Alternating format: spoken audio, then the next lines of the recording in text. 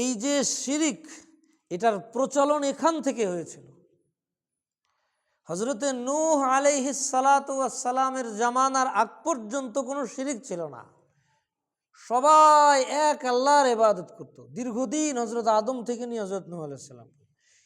এজন্য তখন কোনো রসুল ছিল না। এর আগ পর্যন্ত যত নবী, সবাই নবী ছিলেন। এরপর যখন শিরিকের প্রচলন ঘটল, তো তখন আল্লাহ পাক প্রথম রসুল পাঠাইলেন হযরত নূহ আলাইহিস সালাম, মুশরিকদের কাছে প্রেরণ করলেন। শিরিকের প্রচলন কিভাবে ঘটেছিল কোরআনে এসেছে। সূরা নূহের মধ্যে আলোচনা আসছে যে 5 জন ব্যক্তি এমন ছিল যারা তাদের ওই জামানায় বড় দিনদার ছিল। তারা এরকম নসিহত করত, মানুষ তাদের নসিহত শুনে তাদের দিল নরম হতো, মানুষ আল্লাহ রাব্বুল ইজ্জতের পথে কি হতো, ধাবিত হতো।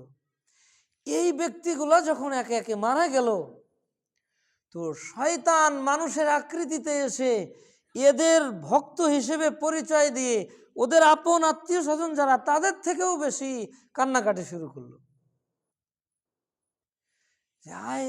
এখন আমাদের হযরত মারা গেছে, আমাদের এলাকার সব থেকে বড় বুজুর্গ মারা গেছে, এখন আমাদের নসিহত কে করবে?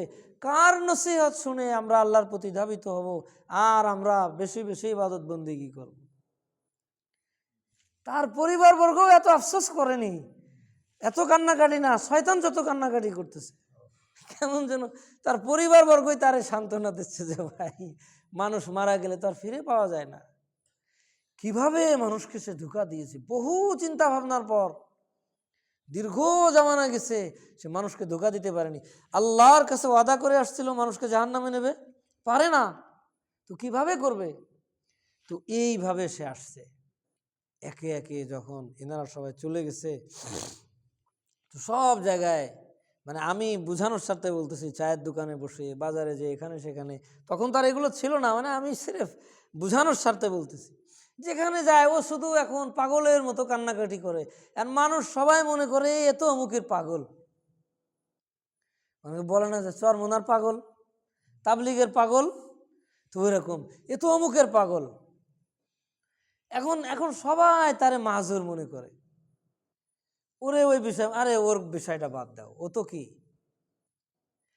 এখন ও কি করছে, কিছুদিন পরে ও এই সমস্ত মানুষগুলার কিছু মূর্তি তৈরি করছে, তাদের কিছু আকৃতি তৈরি করছে। এটা তো ভয়াবহ গুনাহ।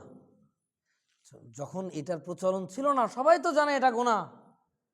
তো এই পরিবেশে এটার কি করতে হবে? তার জন্য আগে যে ও তো ওদের পাগল, আচ্ছা ও পাগল তো তাই মনে হয়, এখন ওর আস্তিনের মধ্যে রাখে, মাঝে মাঝে বের করে দেখে আর কান্দে, মানুষের সান্ত্বনা দেয় যে বাবা কি শান্ত হও, আল্লাহ আবার দেবে।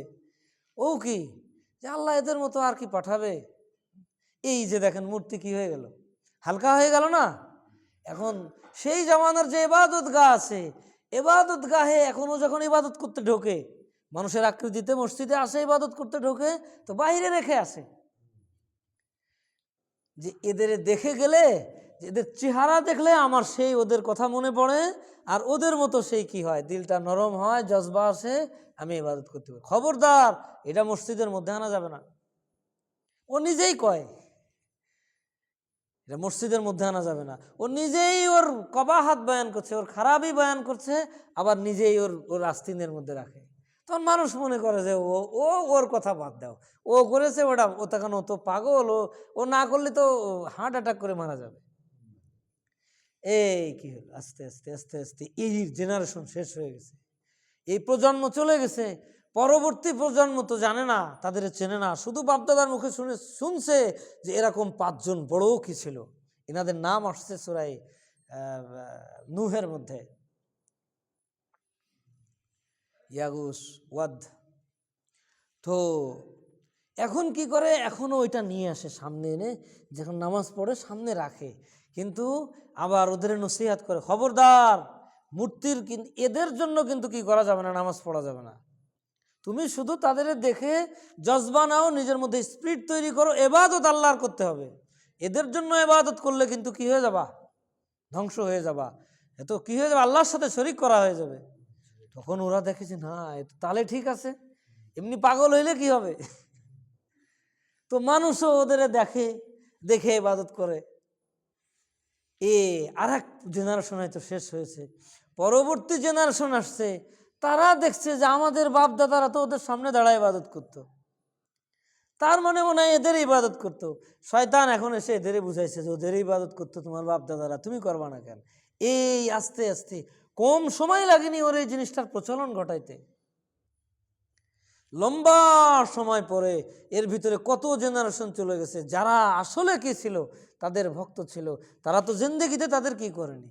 তাদের যারা সন্তান ছিল ছোটবেলায় দেখছে তারাও করেনি, ওদের সন্তানরা যারা মা বাপের মুখে শুনছে তারাও হয়তো করেনি, পরবর্তীওয়ালারা এসে হয়তো কি সামনে নিয়ে আল্লাহর ইবাদত করেছে, মূর্তির না। তো তারপরের যারা, তাদেরকে বুঝাইছে যে তোমার আব্বা যে সামনে নিয়ে নামাজ পড়তো, তার মানে কার পড়তো? মূর্তিরই পড়তো। তো এখনো ওই বোঝে, এখন ওরা মূর্তির নামাজ পড়া, মূর্তির ইবাদত করা শুরু করছে। এইভাবে একটা প্রচলন তো একদিনে হয় না।